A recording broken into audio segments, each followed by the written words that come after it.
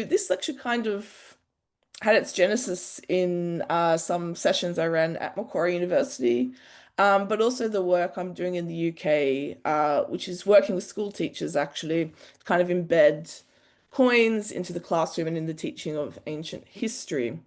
So in the UK, the focus is very much on Augustus, but in Sydney, it's a little bit, a little bit more broad, which is good. But I thought Agrippina the Younger would be a really good case study, simply because she does seem to be a very popular topic, for the HSC.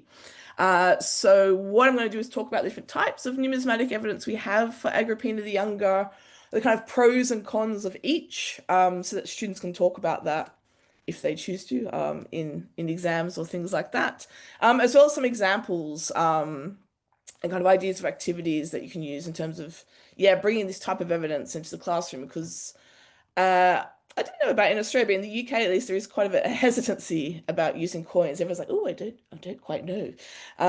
So hopefully this will bring everyone a lot of confidence, and make you see that they're not that hard, actually, coins. So there are basically, for understanding the rule, and the life of Agrippina the Younger, there are three main numismatic sources. One is imperial coinage, and this is the coinage released by the Roman government, normally at the Mint of Rome, though sometimes they used some other mints, and in different denominations. So there's gold, there's silver, there's bronze. And what I say to students is when they're looking at a coin, analyzing it, think about the denomination, right? Is it a $50 note? Is it a 1 cent piece? Is it a gold coin or a very small bronze coin? And then what then does that suggest about the type of audience, that might be viewing this image? The thing about imperial coinage is it really does reflect the contemporary official view of the government of the time, how the imperial government and family wish to be portrayed. And it pretty much survives in bulk. We may, in fact, have every coin type ever designed. We seem to have so many of them, which is really in a big contrast to things like textual sources, for which we only have, a small amount, and other types of evidence. So this really makes it quite a strong source for understanding. I mean, Agrippina the Younger probably had very little say in what her coin imagery said, in all honesty.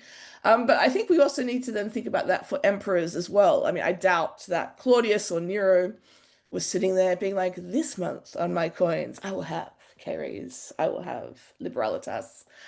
We have to think about these as products which the population believed were kind of authored by the imperial family, but which would have been designed by trusted advisors and people who knew what the official message was. Most of the time, we don't know how the imagery was received or interpreted. There are some mentions of coins by our ancient textual sources, but just because Suetonius thought a coin meant something doesn't mean that everyone thought that. And we have to kind of also be open to the fact that people might have misinterpreted coins. The famous example I use with my students is I was living in Italy, or I was in Italy visiting when the euro was introduced, and in the newspaper there was kind of an angry letter published about the ugly new coins, and then why do we have Spider-Man on our coins? And I was like, what, Spider-Man? But it was the Da Vinci Man, but someone thought saw the arms and thought otherwise. So we have to kind of be open to that. And so imperial coinage, a lot of it circulated in the west of the empire. As we'll look at in the next point, the east of the empire used different types of coins. And kind of like today, coins might be created in different types of quantity. There might be kind of a special issue released with a particular design, and another design which they decide to make a huge quantity of because they think this is, an important message. So that's imperial coinage. Provincial coinage, is coinage, and these are mostly bronze small change coins struck by cities, in the empire. So the Roman government issued coins, but so too could cities just living in the Roman Empire, particularly in the East. And on these coins, basically the local elite could put what they thought was important. So it might be a large monument in their city. It could be their own vision of the emperor or empress or imperial family. It could be a reference to a local cult. Um, yeah, so we get from these coins an insight into how different cities and populations saw the imperial family, which differs actually from what the Roman government was kind of putting out. And these coins, because they're kind of just struck by local cities, they generally just stay in the city that issued them. So if you have coins struck by the city of Ephesus, for example, they largely kind of circulated in Ephesus. And the last source I want to talk about are tokens. So these are made in quantity in Rome and Ostia, and they could be made by anyone, actually. They could be made by women, by men, by associations, by magistrates. These are mostly in lead. And what were they used for? They're probably used much in the same way as tickets or tokens today, so to be exchanged for a bit of a feast, for example, kind of like an invitation, given to someone to exchange for oil in the baths, things like that. They don't survive particularly well because they're lead. And yeah, lead is a very soft metal. But they do allow us to see how individuals and groups in Rome itself had a different perspective or how they visualized the imperial family and, in fact, Agrippina. So those are the three kind of main sources I wanted to look at today. If I can change. So in terms of imperial coins, these are the denominations and their value under Augustus at the beginning of the empire. So we've got the gold aureus, and then we have really the silver denarius is the next main coin. And a soldier under Augustus got 225 denarii a year, just to kind of, students always ask that, oh, what was that worth? And at the other end of the kind of situation, we have the quadrans, which is like essentially a 1 cent piece. They weren't like Australia and got rid of these nonsense denominations. They kept them. And so a quadrans right at the other end of the value chain. It essentially was the price of entrance to the baths.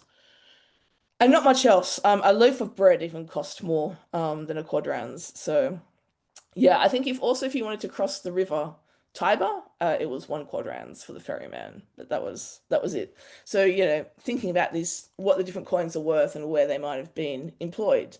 So gold generally would have ended up in the hands of the elite. Silver really was probably what was used to pay a lot of the Roman army. And when we think about the kind of the small denominations, these are really being used by the population of Rome and Italy and the West, because as we kind of saw, the East really start making their own small change. So cities which strike coins showing Agrippina are shown here on this map. As you can see, they're all in the East. Yeah, it just sort of shows how many cities are creating their own image of Agrippina and their own associations for her. Just to sort of say, I'm sure you all know this, but coins were made by hand in the Roman world, so quite often they may look different to kind of the machine manufactured ones today. They may be a little bit misstruck. So we've got an upper die and a lower die where the designs were engraved in ink use, and then they would be hammered to make the coin. I also thought I'd include this kind of technical terminology because if you're reading about coins, sometimes numismatists can often not be clear. So here is just kind of a technical terminology in case you're reading something and you think, what on earth is an obverse? That's essentially the heads. The reverse is kind of the tails.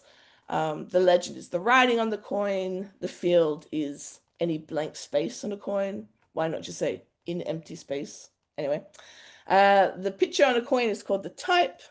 And quite often on coins, we have this kind of the exurg, it's called, a little bit of section at the bottom of the coin where people like to put additional information.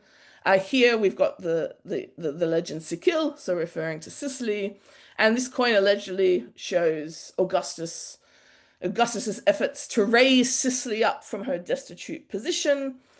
Though, as we all might admit, Sicily doesn't really looks like she's being assisted here. She looks like she's kind of being dragged, but never mind. Tokens, lead tokens were generally cast from molds. So you can see an example here. You would carve the mold and pour the lead in to make kind of like a tree and then break your tokens off. And we find these molds all over Rome and Ostia. So there's not a central workshop for tokens. It seems people could just create their own or hire someone and then kind of the equivalent of like casting in your backyard. Because lead has a very low melting point, and it's quite a cheap material. Um, some of the tokens from Roman Austria are bronze. So this is an example here showing Augustus and Livia, Jugate, which means kind of, their portraits are one behind the other. Interestingly, Augustus never puts Livia on his own coins, on the imperial coins. My students are always like, shade. It's just a horrible situation. But we do find her on tokens and provincial coins. On some tokens, we have numbers. We don't really know what those numbers are for. Here, the number 14, perhaps probably to represent whatever the benefaction is that they're going to receive, or, that they're going to get, let's say if there's a feast, some people get better meat portions than others. There's a hierarchy involved in these things, so probably this is enforcing that. So as I mentioned, on imperial coins, surprisingly, I think, given what happened under the Republic, it's women are slow to appear, as it turns out. And, scholars suggest this is because in Rome itself, there's kind of a hesitancy about having women shown publicly in this way. In the East, those sort of areas that were under the control of the Hellenistic kings were quite used to queens, in fact, and they had no problem with it. But the Romans themselves seemed to have a little bit of hesitancy about the situation. So the first time Livia is kind of unequivocally mentioned on coins is actually only in AD 22, so quite far on into the empire. When we know she fell ill, and then she recovered. And then she was also granted the honor of traveling by carpentum, this kind of very fancy cart. And so the first kind of reference to her on a coin is here on the left. And you'll see it's not a portrait of her or anything like that, but we do have her name. So the Senate and people of Rome for Julia Augusta. She gets the honor of driving around in this cart. And some scholars also see on the coin on the right that maybe this is a representation of Livia with the legend Salus Augusta, so the health of the empress. But I and others think, well, maybe it looks a bit like Livia, but is this really meant to be a portrayal of Livia? It probably is a representation, I think, of Salus, who has kind of the features of Livia. And this was quite common actually in the Roman world, that a god or goddess could take on the features of the emperor or empress to kind of show them being aligned. But I think you agree with me, it's not a coin showing, Livia, wife of Augustus. Unequivocally, it's kind of a little bit ambiguous. As I mentioned, on tokens though, and on provincial coins, there was less of a concern about showing imperial women. And what's wonderful about tokens and provincial coinage is they really do have a much broader emphasis on the entire imperial family. In that way, they differ from the coinage of the Roman government. So this is a lead token. As I mentioned, they're not as well preserved as coins, so I apologize for the state of this one. But we've got Claudius on one side, Messalina on the other, and they're named as such. So this is very clearly a representation of Messalina. She's named as Messalina. It's her portrait. It's very different to kind of the ambiguity going on with Livia under Tiberius. And on provincial coins, we find the same thing. So this is a coin of the city of Knossos, with Claudius on one side, Messalina on the other. And what we find on provincial coins, which you'll see with this legend, we have the names of the magistrates quite frequently who are in charge of the coins. So here Capitoni et Cytherea, the duumvirs, the two people in charge, essentially, of the city for that year. So that's what that is about. And we even find representations of kind of really obscure Family members. So here, Claudia Octavia, the daughter of Claudius. Um, and she's shown, I mean, she would have been a child at this point, but she's shown kind of looking quite, at least teenagery. And again, her name Octavia Augusta, daughter of Augustus, in fact. And this is probably another one of Claudia Octavia, Claudius's daughter, with Victory on the other side. And this is a combination, like an empress or a female member of the imperial family, and Victory, which we don't find on imperial coins at this time. But we do know that Claudius, in fact, did kind of associate his entire family with his victory in Britain. The arch, or such that remains of his triumphal arch in Rome, does mention his entire extended family, including Claudia Octavia. So probably that's why we get this very interesting combination here. But I think kind of the takeaway is that, yeah, we have this official imperial image on imperial coins of what the family, how the family wanted to portray itself. But then on provincial coins and tokens, we find how people react to that. And that, in fact, they create their own associations and meanings that may differ, in fact, from the Roman government. And it's actually only with Agrippina the Younger, AD 50, I mean, we're getting on here. She's the first one who is a living empress with her name and portrait on a coin, an imperial coin. So it's really kind of a fundamental shift. Finally, at Rome, you know, everyone else was doing this well before, but with Agrippina only, this is what happened. So it's really a key kind of watershed moment in Roman numismatics. So we have Claudius on one side, Agrippina on the other wearing a crown of corn ears. So this is associated with the goddess Demeter. But more importantly, actually, Livia also came to be associated with a kind of, you know, crown of corn ears. And so she's also echoing Livia here as well. So we find this combination of imagery, you know, which really kind of shows a partnership actually in imperial rule on gold coins and on silver coins. And I've included a silver coin there. A fun thing that you might like to do with your students or just for yourself is to begin to decipher what the Latin on these coins say. So quite often I give students kind of a crib sheet, such as is on the right of this PowerPoint, and say, this is what this all means. What does the coin say? And then they have to kind of peer at it and you know, figure out how to read it. So we've got Tiberius Claudius Aug, so Augustus Germ, which is actually an abbreviation of Germanicus, so conqueror of Germany. PM, which stands for Pontifex Maximus, or chief priest. And people always ask me, like, how can you date these coins? Like, how do you know the date? And on imperial coins, it's quite simple, actually. So every year the emperor would hold something called the tribunician power. So it's kind of a leftover from the Republic, but became part of imperial titulature.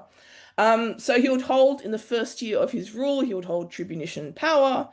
In the second year of his rule, he would hold tribunician power for the second time. And you can see where this goes. They become like regnal years, almost. You can kind of calculate what year it is. So the representation of tribunician power, which is how we date the coins a lot of the time, can be represented by trib pot on this coin, and it might have a number after that. Or it could just be TP. So it's not a hard and fast rule. Sometimes the numbers don't go up, but a lot of the time they do. And then PP is pater patriae, or father of his country. So you can set students to reading coins if that you were so inclined. Also on the imperial coins with Agrippina the Younger, we have this kind of very interesting association with Augustus and Livia. It's kind of reinforced, in fact, by this type. We've got the crown of corn ears, but we also have this. And of course, Agrippina was the direct descendant of Augustus. She was kind of like the important bloodline, so it makes sense that this is being emphasized. So under Nero, they're Jugate, Nero and Agrippina. It always reminds me a bit of an album cover, actually, like the Beatles or some sort of rock band. I can imagine doing this. Um, and on the obverse, so the head side, we've got the titles of Nero. And on the reverse side, we've got this amazing elephant quadriga or elephant chariots, with a reference to Agrippina Augusta, wife of the deified Claudius, mother of Nero Caesar, is what the Latin means.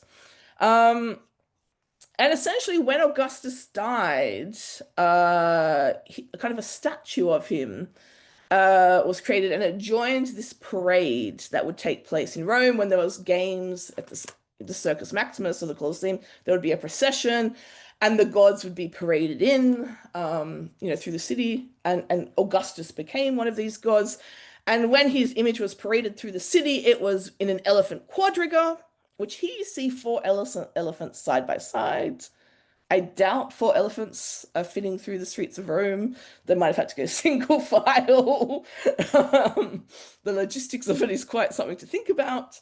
So it's a good lesson that, in fact, coins are not pictures, like they're not photographs, they're idealized representations.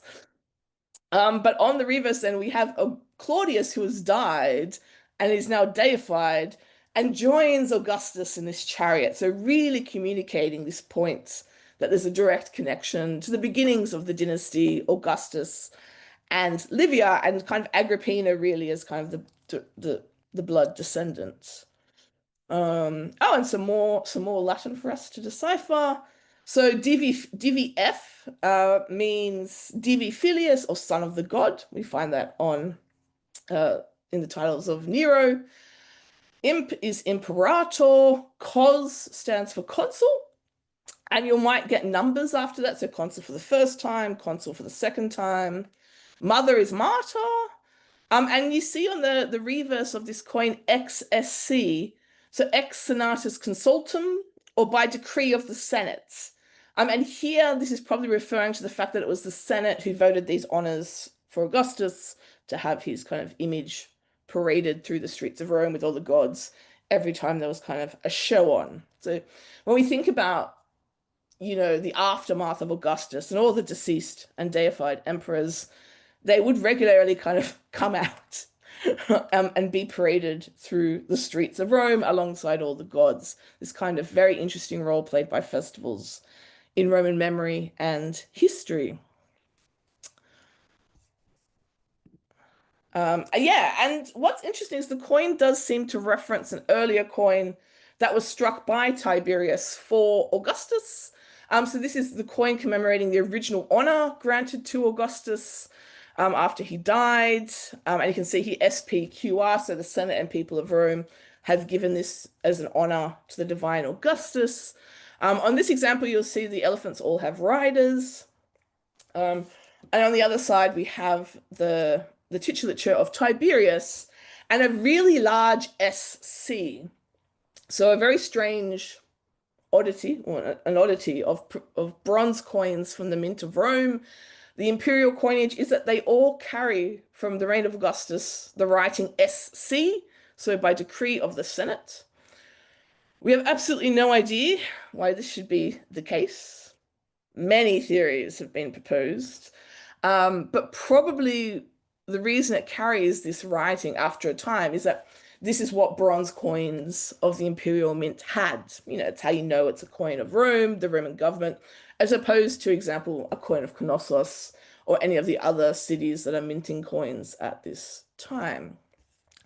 And if you're bored this evening, you can sit here and decipher the titles of Tiberius using the legends provided. But you see here the tribunician potestas is quite high at this point. Yeah, and actually, in terms of thinking about the death and the impact of Augustus, I mean, he has a very important role throughout the rest of the Principate, obviously. But Tiberius, when he came to power, like his coins really just have this enormous emphasis on Augustus as the successor. Oh, sorry, as the antecedent, the original emperor, so to say. So this is just another example of that. You see again the legend SC, so it's a bronze coin of Rome. And here we have a seated female figure which some people say might be Livia, but I think it's probably just a goddess. Yeah. And here we have Augustus, the divine, with a thunderbolt and a star, emphasizing that he's been deified. So this idea of referencing, in fact, the earlier coin of Augustus when creating the coin of Nero harks back to this idea that the Romans saw, okay, coinage was money, but it was also a record of Roman history. So our word for money, in fact, comes from the Latin word moneo. And moneo meant to warn, but also to remember or recall. And really, the history of the Roman mint and striking coins from the Republican period is connected to this idea that money is a medium of memory as well as, for actually just paying people. In the Republic, the mint was very close to the temple of Juno Moneta, Juno the Rememberer or the Warner, where things like the linen rolls were kept. These are kind of, historical documents. And Moneta is also the Latin for Mnemosyne, the goddess of memory.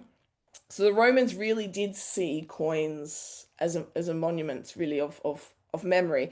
And in fact, okay, the Romans were very odd in antiquity. No one else went down this path, where they would just try and put kind of all sorts of historical events on their coins, and change the design of their coins all the time. No other ancient city was doing this.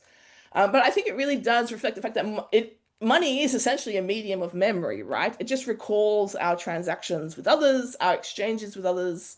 So here I am at work. At some point, Warwick will remember this and pay me. And then later today, I'm going to go meet a builder, and he has to build me a new fence. And so the money will be paid to him because in memory of the fact that he has now built me a new fence. And you can see really it is just a medium that's just, yeah, basically remembering our interactions with others. So I think the Romans were quite on the ball here. Um, kind of Agrippina continues to have this very large role on imperial coins.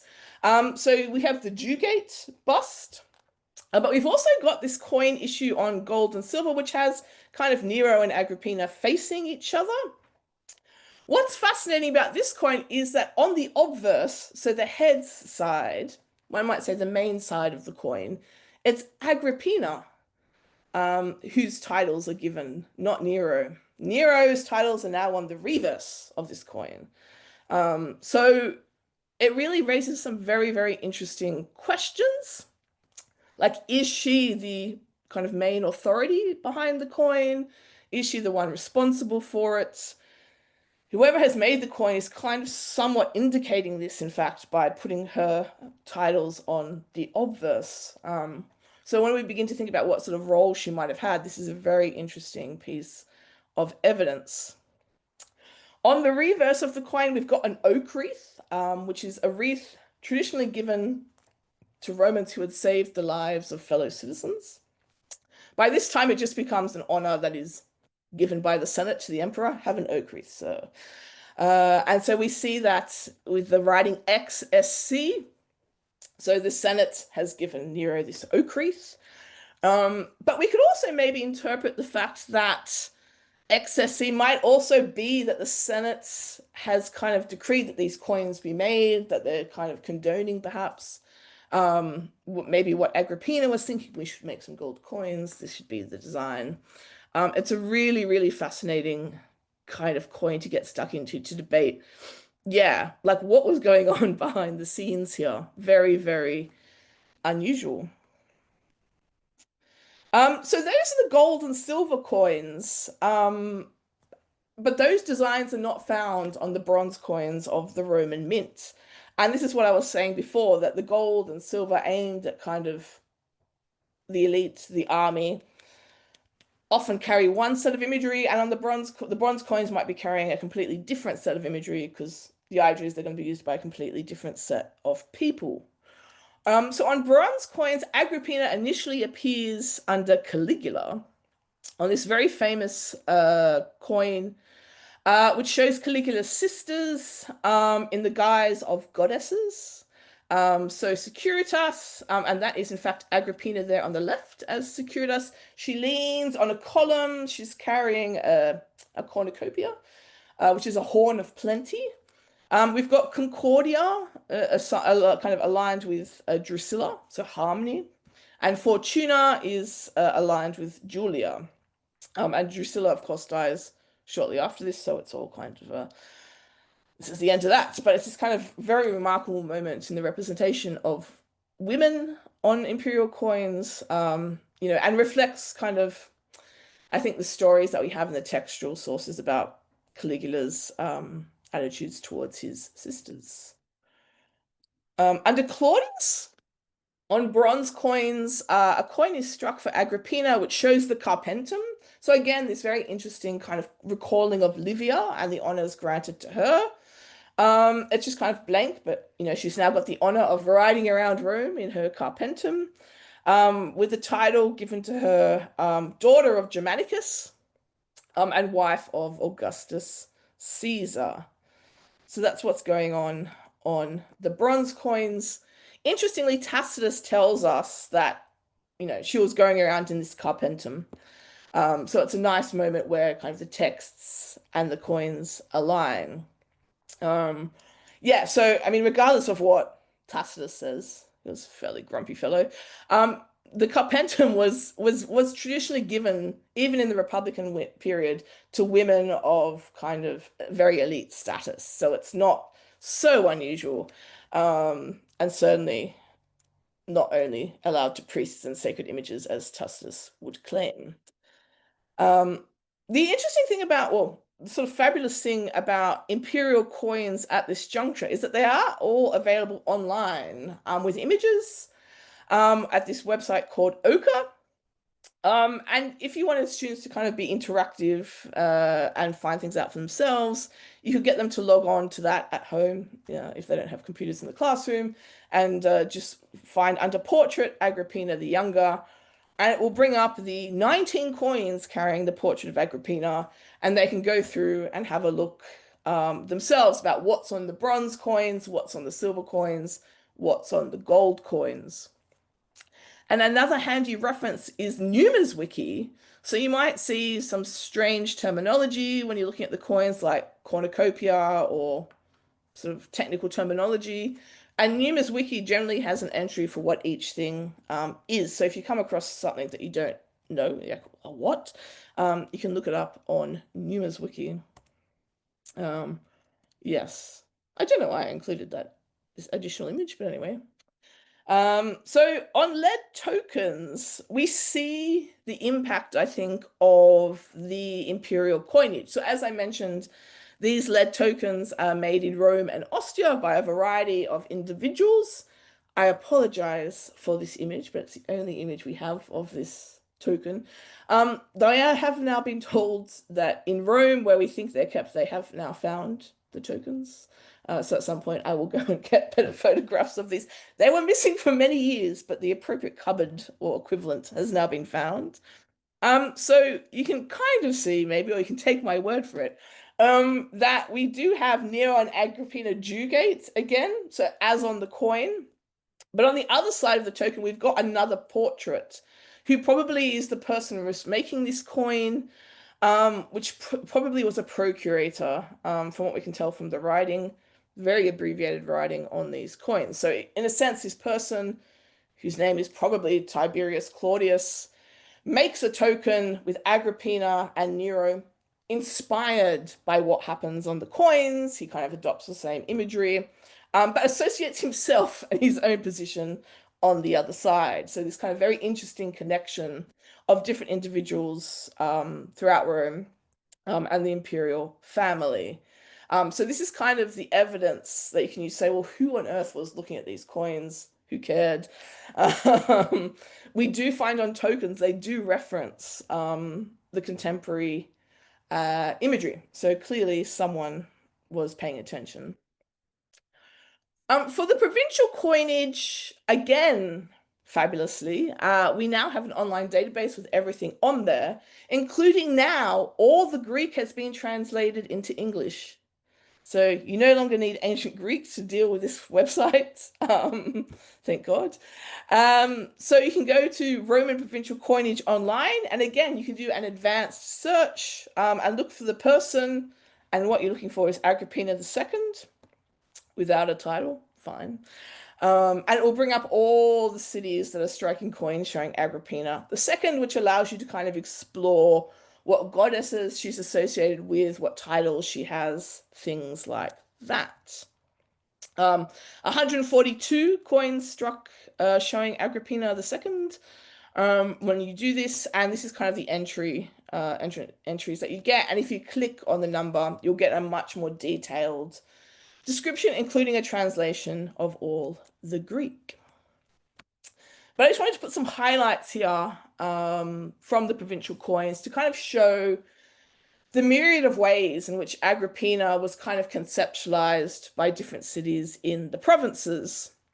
So this is a coin from the city of Corinth. Because they were a colony, a Roman colony, they struck coins in Latin, not in Greek.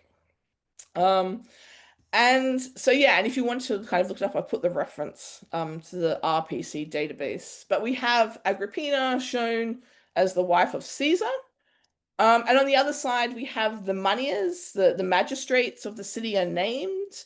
But we've got basically Nero and Britannicus shown on the other side. So really a coin commemorating, as I say, the broader imperial family and Agrippina's role within that. And as I mentioned, provincial coins and tokens show a much broader variety of kind of imperial family members than the Roman imperial coins did. We have this coin from Pergamum, where interestingly, essentially Agrippina and Nero are shown, looking at each other. So fine, it kind of recalls what's happening in Rome. And you'll see here essentially the way that the legend is written. The coin is for Agrippina and Nero. So quite often in Rome, it's really a coin of these people because they're the ones in charge. But in the provinces, the people making these coins are the local elites. So you can make a coin in honor of or for Agrippina and Nero. But what's shown on the other side is, in fact, one of the temples of Augustus. So we want to talk about the connection of Agrippina with the beginnings of with Augustus and the imperial cult. This is a really nice example. So the reverse of the coin says the Pergamines honor the divine Augustus. We've got the temple shown with a little cult statue of Augustus in the middle. Again, this illustrates these coins are not photographs. It's not a photograph of the temple. The temple didn't really look like this. It's just showing you the idea of a temple. And with the cult statue inside, because you may or may not recall that essentially a lot of the time the temples were closed. The doors were shut. You would just walk past. And it was only during festivals and on special occasions like the doors would open and the cult statue would be on display. So here there is of course no door. They've just put the cult statue in so you can see it and admire this cult statue of Augustus and know in fact what temple is being represented, because you may not be able to read the Greek or may not understand what they were referring to there, but the cult statue makes it clear. A city called Caesarea, got there. It's early here in the UK. We have essentially a coin for Agrippina after she's dead, but they've deified her.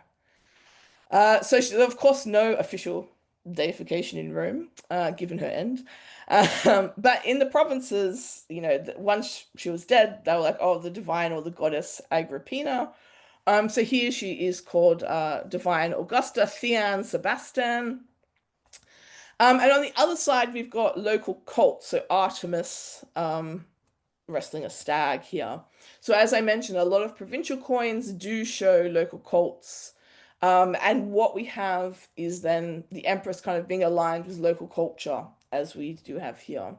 I often get students to think about if they were going to make their own provincial coins, like in their suburb or city, what would you put on it? And I get some very interesting answers, including like famous local nightclubs, etc. So it's also kind of an interesting uh, thinking exercise. And they always end up disagreeing what we would have. And I was like, I'm sure this is what happened in antiquity as well. The bulle was probably having extensive discussions about what should go on what coin. At the city of Mostena in Lydia, again, we've got one where Agrippina is kind of deified in the local city as a goddess, and she's shown with Claudius Dugate. Claudius is not deified at this juncture, but Agrippina is. And then on the reverse, we have a local hero, so kind of a local myth or cult that existed in the city with his double axe, which appeared to be how we know it's him. And then the coin naming the magistrate and the city that struck the coin. So really, she kind of, yeah, it's quite free actually in one sense, in that the image of Agrippina can kind of be associated with all sorts of local cults and cultures. In Samos, in Ionia, Agrippina is given the title Theomata, Mother of the God, which is a very interesting title. And as far as I know, unique to Samos, who also had the title Theopater, Father of the God, which was given to some emperors. So essentially, this is referring to her role as the mother of Nero, but in a very unique fashion. And the reason there might be this kind of very unusual appearance of or an unusual title attributed to Agrippina is that Theomata, mother of the god, was also a title given to Hera in the city. So by giving the same title to Agrippina, she's become aligned, in fact, with the local goddess of the city. And we do find that quite regularly, actually, in the provinces, that the empress in particular becomes aligned with local gods. In Achaemenea, we have another coin showing Agrippina, but here kind of with the cornies and poppy. So really aligning her with this hero ideology, but through imagery, not through titles. Her title is just Agrippina Augusta on the coin, with Artemis and Nike on the other side. She looks quite masculine there, I have to say, her facial features, but never mind.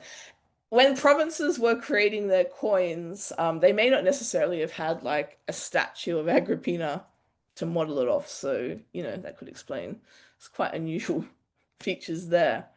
And just to take this one step further, this is Thessalonica under Nero, and that is in fact a portrait of Agrippina. Very, one might say, rudimentary. Uh, but we do find this as well. Also for emperors, sometimes the portraits are quite okay. Look, unless there was a legend telling us this was her, we may struggle to identify it. But we do have authors from the Roman world like basically saying like, yeah, there were a bunch of bad portraits about, like, because people wanted to make images of the emperor and empress, and not everyone was particularly skilled. So Fronto, in particular, this author who was the tutor to Marcus Aurelius, and then they had this amazing bromance for like many years and wrote letters to each other. It's great. You should read it. Fronto writes at some point to Marcus Aurelius saying, "Oh, Marcus, I'm walking through Rome, and everywhere I look, I see your portrait, but none of the portraits look like you. But it doesn't matter, because I still see you, and I go, mwah, as I go past." So, and there's quite a few texts that talk about this. So thinking about the image of Agrippina, yeah, we have to also understand that some portraits would be in the vein of this coin. I just wanted to also highlight in the UK, so if you're thinking about kind of classroom activities, a whole series, some teachers in the UK have begun making chocolate coins and 3D printing coins. And I've got the link there, a very easy how-to blog on how to make this, some more advanced than others. So it's very rudimentary how to make a chocolate coin. But if you have kind of in your classroom or your school 3D printing opportunities and you can merge the humanities and STEM, there's some instructions there as well about how teachers have gone about it. I do understand that these teachers are giving out the chocolate coins at parent-teacher evening. So,